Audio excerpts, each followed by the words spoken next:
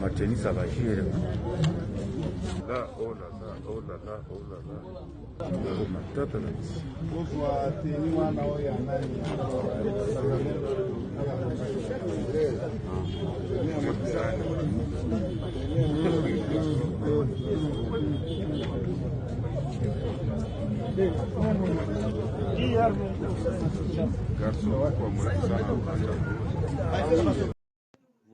Bonjour, bonsoir, ça dépend de l'heure à laquelle vous nous suivez de partout, très chers abonnés. Une fois de plus, bienvenue sur votre émission Place Wapito sur la Kanama Matali politique, la République démocratique du Congo. Comme vous le savez, très chers abonnés, ces derniers temps, l'actualité, comme vous le savez, l'actualité est à moi ébélé. Place Wapito sur la Katobeta solo, et puis tout dévoile la complot au surtout. Bato Oyo Bayaka Kosala contre la République démocratique du Congo. Alors, très chers abonnés, comme vous le savez, ces derniers temps, nous avons dénoncé toutes choses au Est de la République démocratique du Congo. Nous avons compris comment est-ce que le complot au Salamaki Bato Oba Koluka va déstabiliser la République démocratique du Congo. Ouais. Bandeko nanga bino oyo bozali na biso, bandeko nanga bino oyo bozali na bokolanda biso, nous vous prions de partager l'émission, de commenter, de liker, nde yango ekosala biso vrai bien. Très chers abonnés, nous allons commencer cette émission na koyeba na kotanga l'actualité qui est en train de circuler au Wapi, tanto koyebisa bino que non, ba M23, il ne respecte jamais les accords. Oui, le M23 ne respecte jamais les accords. Et puis il y a une complicité au Wapi, ba occidentaux ba sali avec le groupe rebelle au Wapi ba ko luka koyeba na oteka la République démocratique du Congo, parce que moi je peux appeler ça oteka la République démocratique du Congo. Parce que depuis qu'ils ont compris que Tshisekedi il le ferme, Tshisekedi Azolingate ko céder RDC entre les mains des étrangers, parce que ba étranger auto komona ba étranger o biso nyonso tout yebi bande konanga ba étranger nde bangwana nde mutu ba ko luka koyeba na ko manipuler la population congolaise. Alors écoutez, guerre dans l'est de la RDC, malgré que le Rwanda nie toujours la présence de ses militaires au Nord Kivu. Plusieurs images montrent clairement comment le RDF UPDF circule librement en province. Ces images ont également été montrées à la communauté internationale, au Conseil de sécurité des Nations Unies, mais pas de condamnation. Bato o bakotika la ko pesa ka le Rwanda jamais condamnation moko sévère. Peut-être plusieurs Congolais vont comprendre mais comment est-ce qu'on la contre? Je ne suis pas contre. Mais ce que je vous confirme est que non, les États-Unis, les Nations Unies, la France, ils ne condamneront jamais le Rwanda ou l'Ouganda. Parce que yebi que ceux qui va condamner le Rwanda to va condamner Ouganda, cela veut dire que plein de bango nous tout bané ko élaborer pour la RDC ko la bafoué. Je vous dis. Bande ko nanga bino boko landa biso. Nous devons combattre seulement l'ennemi qui est sur le sol congolais. Comment nous allons combattre l'ennemi qui est sur le sol congolais? En repoussant nyon surtout au ba ko lobana biso. Parce que oyo la communauté internationale ba ko lobana biso. Oyo la communauté internationale baako sala to baako kotisa biso na matoi ezali ba moral moko to ko benga ba moral à dormir debout. Parce que malgré tout on a dans le Conseil de sécurité on a montré des images. On a montré des images dans le Conseil de sécurité des Nations Unies. On a montré des images, on a montré des preuves, on a monté ceci. Tolakisi va prévenir surtout accablante. Tolakisi va prévenir surtout. Ils ont concordé dans l'Est de la République démocratique du Congo. Mais la Nations Unies jusqu'à présent, basant sur ta décision, mon côté prouvant que non, ils vont sanctionner le Rwanda, ils vont sanctionner l'Ouganda. Et puis de l'autre côté, l'Ouganda est en train de nier. De l'autre côté, le Rwanda est en train de nier que non, les militaires de mais vous voyez dans deux vidéos, on va plutôt comme on a Corneille Nanga à l'est du Congo. Les militaires qui sont là au service de Corneille Nanga, sont qui botali bango, les militaires, il y a armée rwandaise. Oui. De militaires, il y a armée rwandaise. Moi, je pense qu'on ne doit pas toujours parler du Nord Kivu. Parce que Bintou Keïta, la représentante, il y a MONUSCO à Kinini. Elle a confirmé la présence de M23 dans Sud Kivu. Il faut confirmer dans le conseil de sécurité que non, Nord Kivu, Sud Kivu est menacé par les Occidentaux. Oui, il faut le dire. Parce que bangonde mutu bakoki kozwa ba sanction. Tant bako kotisa bako koisa la biso embargo. Sans pourtant savoir que non embargo bako kotisa la biso, il a fallu batela yango ta Rwanda.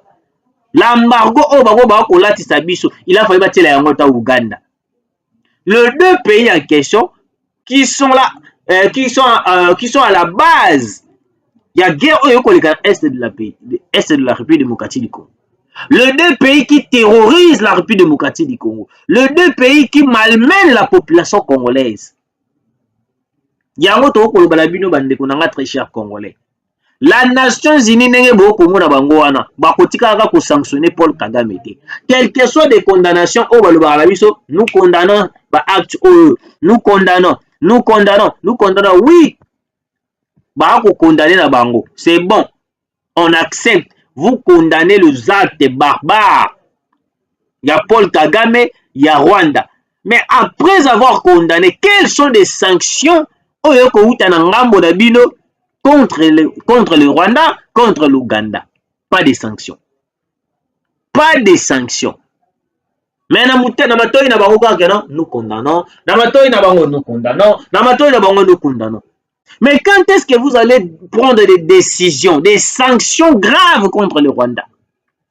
Moi, je pense que non. Même les Nations Unies, même la francophonie, même les pays occidentaux, surtout, on a plan contre la République démocratique du Congo. Ce n'est pas pour rien. Oui, ce n'est pas pour rien. Jusqu'à présent, faciliter Bisso. Déstabiliser les Rwandais. Ce n'est pas pour rien qu'ils n'arrivent pas à soutenir la République démocratique du Congo. Ce n'est pas pour rien qu'ils n'arrivent pas à appuyer la République démocratique du Congo de combattre le Rwanda. Parce qu'ils savent, en combattant le Rwanda, en combattant l'Ouganda, cela veut dire que le plan de prendre de voler les minéraux congolais, le plan de voler les richesses congolaises, et qu'on a avorté et qu'on a anéanti. Et cette pratique barbarie, où il y a minéraux à la République démocratique du Congo, et qu'on a bloqué. Parce que les Occidentaux, comme on a Tshisekedi, a violé les constitutions. Pour la banque, Tshisekedi peut violer la constitution tout en acceptant de signer un accord avec le Rwanda. Pourquoi les Occidentaux jusqu'à ce moment dialogue? Pourquoi Kagame parle de dialogue? Pourquoi la France parle de dialogue? Pourquoi Mouchikouabou parle de dialogue? Pourquoi Bintou Keïta parle de dialogue? Pourquoi les États-Unis parlent de dialogue? Parce que yebi place ni o tourner. Cyril Ramaphosa a été la personne qui soutenait mieux le président de la République en disant que non, biso photo beta mongona oyo ko terroriser ba Congolais na est de la République. Biso photo salaboy, biso part des responsabilités, la biso des photo salaboy. Mais le jour Cyril Ramaphosa a kenda ki ataki makolo na en Rwanda, c'est le jour où Cyril Ramaphosa a changé qui va dire naé. Eh, c'est le jour où Cyril Ramaphosa a changé qui va dire que naïe. Yango boko remarqué ba occidentaux ba ebisa Cyril Ramaphosa so que lingi oleka étant que président de la République. Si tu veux encore gérer, il faut prendre des précautions. Il faut prendre des décisions. Makambo ya République démocratique du Congo bete yango kara. Ça comme si aux alliés aux alliés. Là, c'était la décision Yabanani, Yaba occidentaux. Parce que tout le pays qui cherche à soutenir la République démocratique du Congo, bah, ko écarter na plan na bango. Oui, bah, ko écarter. Yango moni lelo, William Ruto, alobi, na minute au qui population à Tuningaï, qui est le vrai agresseur na est de la République, alobi na koloba le Rwanda. Il a été bête de soutenir Paul Kagame. Là, c'est le président William Ruto. Il a été bête de soutenir Paul Kagame. Il a été bête de soutenir le M23. Il a été bête de soutenir le Rwanda. Alors qu'il connaissait la raison aux guerres est de la République. Pourquoi soutenir Paul Kagame? À cause de minerais du sang est de la République. Tshisekedi déjà avait tout dit. Tshisekedi avait pris la décision de ne pas signer les accords. En signant les accords, il y a un la biso to reculer davantage. En signant les accords, il y a un la biso te panza na lisusu, te la manipuler davantage. C'est pour cela que je vous ai dit ici que non, Corneille Nanga a kobosa na eloko moko. On a voulu, ou soit on a cherché comment expliquer à Corneille Nanga que non, Babiloko oye a kusala et qu'il y avait une personne qui l'avait déjà fait, alors que malgré Moutouana à Salaka Yango, le jour à surtout Kakaboué à se retrouver à Deaza et Bembe. Là, c'était Mouzé Laurent Désiré Kabila. Parce que Corneille Nanga se croit comme si que non, en signant les accords avec le Rwanda, en signant les accords avec l'Ouganda, vu qu'il est soutenu, vu qu'il est protégé, et que non, n'est pas protéger Yebongo, n'est pas garder Yebongo, cela veut dire que non, et s'il alors que n'est pas bongo, doyepena akokoma le président de la République, doyepena et s'il ponaye, doyepena akomi ko gérer la République démocratique du Congo. Alors que Corneille Nanga est en train d'oublier, Mouzé Laurent Désiré Kabila akotakana ba Rwandais, akotakana ba Ougandais. Même pratique. Oh, Corneille Nanga est en train de négocier au Rwanda, le même pratique qu'avait négocié Mouzé Laurent Désiré Kabila. Mais le jour où Mouzé Laurent Désiré Kabila s'était rendu compte qu'il avait trahi la République démocratique du Congo, c'est le jour-là que Mouzé Laurent Désiré Kabila a la mouka na poni déjà Azali et Bembe. Je vous dis. Parce qu'il y a des choses qui se passent en République démocratique du Congo, ou peut-être les Congolais sous conscience et à la raté. Parce que Corneille n'a commis qu'au talani. À côté de la Jeep, il est protégé par des gardes, de militaires, bah qu'on tourne, bah qu'on la protection naé, n'a qu'on ait place à Zalina Rwanda, il est protégé. C'est ça, à combien il a pouvoir. Alors qu'il est en train d'oublier que non, Nabakor au Kagame Sale Sarabatu, ce sont des accords pour vendre la République démocratique du Congo. Parce que Kagame Yalukara a parti à Est, et bah vous allez céder entre les mains des Rwandais, céder entre les mains des Occidentaux, va profiter d'un. Ok, ok. Mes chers Congolais, la RDC poursuit son réarmement. L'armée congolaise se dote de chars de combat, armes légères et munitions auprès de la Serbie et de la Bulgarie. Malgré l'embargo, embargo injuste. Parce que tu sais que non, l'embargo qu'on nous a imposé, et pas les occidentaux, il a dit embargo très noir.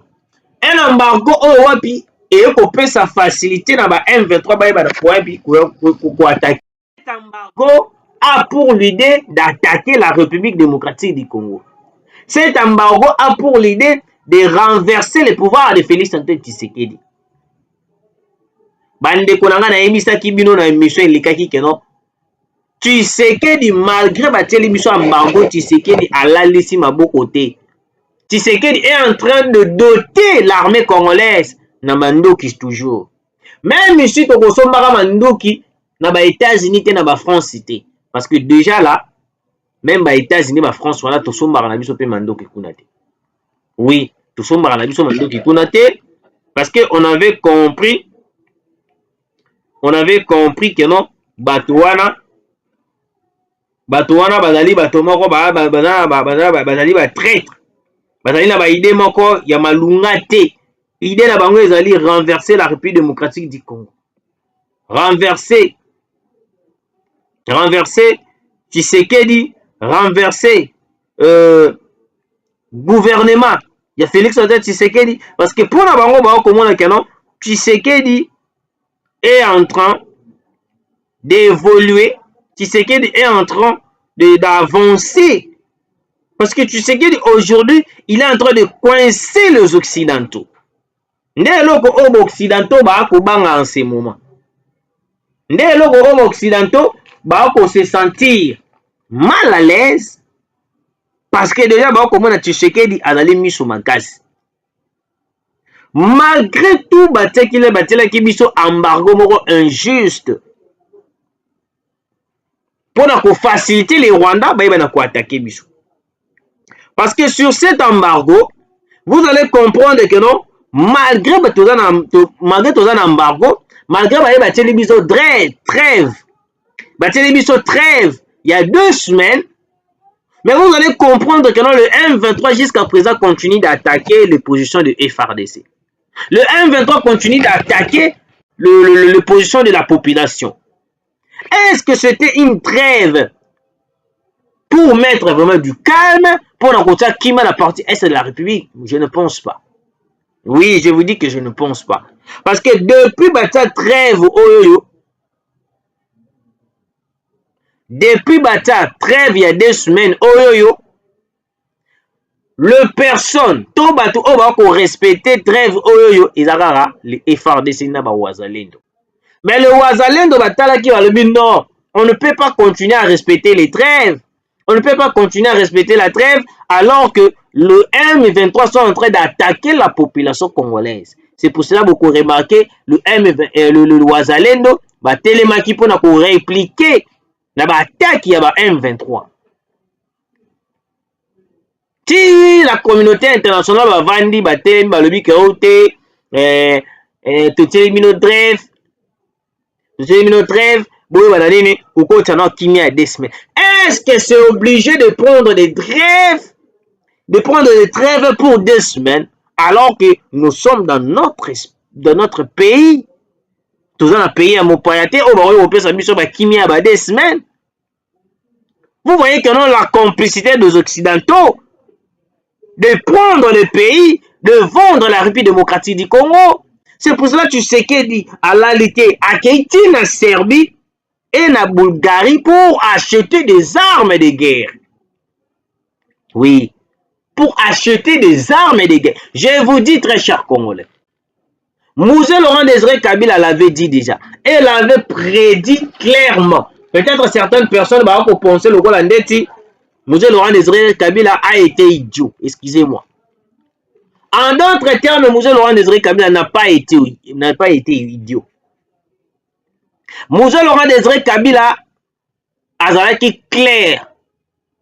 Mouzé Laurent Désiré Kabila a dit que la guerre sera longue et populaire. Cela veut dire que quel que soit le temps qui va nous coûter, Tokobunda pour renverser bateau pour déstabiliser la République démocratique du Congo. Je vous dis. Oui. Je vous dis, très chers Congolais, on est en train de se procurer des armes. En ce moment, bande konanga match baluki sikoyo. Parce que le plan de la communauté internationale avec le Rwanda, ils allaient qui battent biso embargo, tout comme on a la difficulté d'acheter des armes pour que davantage bango va profiter dans cette faiblesse ya kosomba mando kité pour attaquer la République démocratique du Congo. Eh. Parce que bayebi déjà que ceux qui totieni bango embargo bakozala na incapacité d'acheter des armes pour combattre le M23. Est-ce que la RDC mérite d'être sanctionnée par les Nations Unies? Non. Est-ce que la RDC mérite d'être condamnée en ce moment?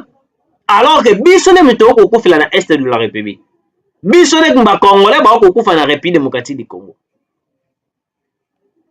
Yango moni Mushikwabo n'a pas cité la RDC comme pays où ils allaient agresser na ba rebelle parce que yemoko azali déjà M23, yemoko azali déjà rwandaise, yemoko azali moto o déjà ko soutenir peu makambo eko sa na est de la République. Comment est-ce qu'elle va citer la République démocratique du Congo qui est menacée par le Rwanda, qui est menacée par l'Ouganda? Nyonso wana pona minerai na biso moko minerai congolais. Yango moni l'Union européenne a le minerai qui eux allaient exporter par le Rwanda à 90% ce sont le minerai congolais, le minerai du sang. Malgré la déclaration des alliés minéraux du sang, ils allaient minérer à Congo. Quelle a été la décision prise par les Nations Unies? Quelle a été la décision prise par l'Union européenne? Quelle a été la décision prise par les États-Unis, l'Amérique? Bazwa décision mon côté. Mais il va donner ma casse na ko dénoncer et loko o esengeli que no ba dénoncer. Malgré les images au bazu trop l'axabis au beaucoup monde dans la miniature. Malgré les images que nous vous montrons, le Rwanda est en train de participer sur le sol congolais en massacrant la population pour voler le minerai congolais. Les Occidentaux pour na bango, ils ont la théorie. Mais pratique, bah ça la théorie na bango ils nous condamnons. Pour na bango ils condamner. Pour na bango ils condamner. Mais prendre des décisions, prendre des sanctions contre les Rwandais, c'est une complicité, très cher Congolais. Une complicité qui consiste à neutraliser la RDC. Parce que tu sais qu'il en ce moment est en train de mettre Kagame mal à l'aise. Alors que Kagame, il est allié, il est comment je peux dire? Il est la personne mieux placée qui complote chaque jour avec la France, avec les États-Unis. Comment est-ce que les États-Unis vont prendre la décision de sanctionner Paul Kagame? Comment est-ce que les États-Unis vont prendre la décision de sanctionner le Rwanda, l'Ouganda? Parce qu'ils savent que non, c'est procurer des armes aujourd'hui en RDC et comme il bangi c'est ce qu'on va Rwandais. Parce que le Rwanda, place Yazali, a Kubanga, a mis le mais non, tu sais que les gens qui sont en Mandoki, cela veut dire que non, Nenga Kanaki biso aïwana ko bombarder biso à Kosala. Oui, parce qu'en ce moment, nous sommes dans une guerre de minerais. Il faut prendre de bonnes décisions. Parce que ceux qui ont eu ma décision, nous risquons de perdre la République démocratique du Congo. Ouais. RDC M23, des violents combats sont signalés depuis ce mercredi 10 juillet 2024 dans l'est du pays, en territoire de Massissi, entre les rebelles du M23 et les groupes armés locaux dits Wazalendo. Ces affrontements sont enregistrés à Nyangé et qui tirent vers Biboué. Ok?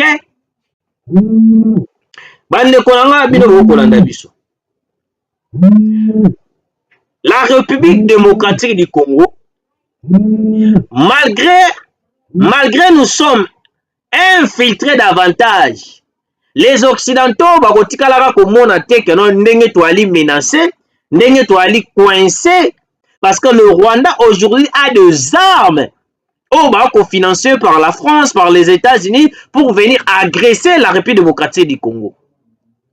Oui. Yango moni ekomi koyinda kuna Le nouveau ministre britannique a pas question ya makambo ya ba demandeur d'asile wana ba na kokini lisusu Rwanda. Il faut tokata relation nya surtout auto salaki contrat nya surtout to salaki avec le Rwanda. Il faut to bannir rango et puis remboursement des fonds. Kagame a répondu la première ministre, le nouveau ministre britannique pour dire que non, ce qui au kati contrat wana ya kotine de la ngai ba mercenaires parce que en réalité de personnes au bangaki batine de la Kagame pour venir s'installer dans Rwanda, ce sont des mercenaires. Ouais. Yango monaki Kagame abundi ndenge nyo surtout pour batine de la ba demandeur d'asile wala ba yana wapi na Rwanda. Le Rwanda, un petit pays là, même sa population propre, bah ko vivre. Alors dis-moi, bah demandeurs d'asile voilà ceux qui suko ba yesuko na Rwanda, ils vont vivre comment? C'est là que nous comprenons comment est-ce que les Occidentaux bah comploter contre la République démocratique du Congo. Vous voyez que notre zone a trêve, mais les Occidentaux bah beta kara comment est-ce que le M23 bah combattre la population congolaise. Heureusement que non, on a le Wazalendo. Ya woni bintu keita tonga telemaka le week-end noté, il faut to bengana ba Wazalendo. Il savait, elle savait très bien que non, so ki to tiki ba Wazalendo wana ba bundao na ngambu ya Tshisekedi na ngambu ba ya ba FRDC. Cela veut dire que nous allons perdre la guerre. Ouais. Nous allons perdre la guerre. Parce que pour la RDC va vaincre cette guerre. Parce que depuis Tobandi Kobunda Bitumba avec les Wazalendo, nous voyons des avancées. Nous voyons comment est-ce que le M23 va repousser davantage. Parce que depuis Tobanda qui guerre Oyoyo. Et l'autre occidentaux va côté les mélabiso le quoi va Wazalendo ba FDLR exaté. Alors qu'en réalité les FDLR ils allaient ba congolais. J'avais expliqué ça dans la émission surtout pour comprendre que les FDLR ce ne sont pas des Congolais. Mais les occidentaux va coller biso ba FDLR. Va coller biso ba FDLR. C'est une manière où on va recourir pour sanctionner la République démocratique du Congo. C'est une manière où on va recourir pour coincer la République démocratique du Congo. Mais alors le M23, eux allaient armée rwandaise. Les M23, eux allaient armée ougandaise. Eux allaient siéger dans l'est de la République. Na ba armes, na ba munitions et puis na ba missiles sol-air. Jusqu'à présent, ba sanction mon côté écoué contre le Rwanda. Et le biso to ko yoka air nyo surtout, ils allaient ka non nous condamnons. Nous condamnons. Nous demandons na Rwanda asalaboui. Mais pour sanctionner la RDC, c'est facile. Ils ont commencé à sanctionner la RDC. Ils ont commencé à sanctionner Tshisekedi, à sanctionner même nos militaires. Mais pour le Rwanda, au Komona Bango, très chers abonnés, vous qui nous suivez de partout, comprenez que nous sommes tellement infiltrés à un niveau que non, même nos militaires, même les gens qui entourent le président de la République, pour travailler, acheter des véhicules, acheter des maisons. Mais en réalité, le pays est en train de partir. Au lieu de soutenir le président de la République, Tovandi Awato, Solo, Tovandi Awato, Salaka d'hiver. Alors qu'à l'est du Congo, Tozan a trêve. Mais le M23 ne respecte pas cette trêve. Les M23 ne respectent pas le cessez-le-feu imposé par les Occidentaux. Vous voyez comment est-ce qu'il y a une complicité na kati ya dossier wana. Yango to ko le bakeno. Bato oyo to tiela bango confiance te. Bato oyo to pesa bango matoité. S'il s'agit de défier les Occidentaux, de défier les Nations Unies, on va les faire. Parce qu'on ne peut pas croire et on ne peut pas continuer jusqu'à présent. Il y a quoi baladini pour yo kemelaka ba États-Unis alors que ba ko benga biso ba partenaire privilégié. Mais pour sanctionner la RDC bazalaka bata liboso ya ko voter. Ouais, bazalaka bata liboso ya ko voter. Mais pour protéger l'intérêt de la RDC, place wana bazalaka lisusu te. Okomona bakomi kobeta kara, bakomi kosala lokwa ndesi baka kosala te. Écoutez, le gouvernement congolais a appelé le Conseil de sécurité des Nations Unies à prendre des mesures strictes contre le Rwanda en raison de son comportement jugé dangereux et déstabilisateur dans la région du Nord Kivu et Sud Kivu. Lors d'une section du Conseil de sécurité consacrée à la situation en RDC ce lundi, les autorités congolaises ont demandé l'imposition d'un embargo sur les armes contre le Rwanda et des sanctions contre ses dirigeants. Merci de nous avoir suivis. Denis Mbalasima.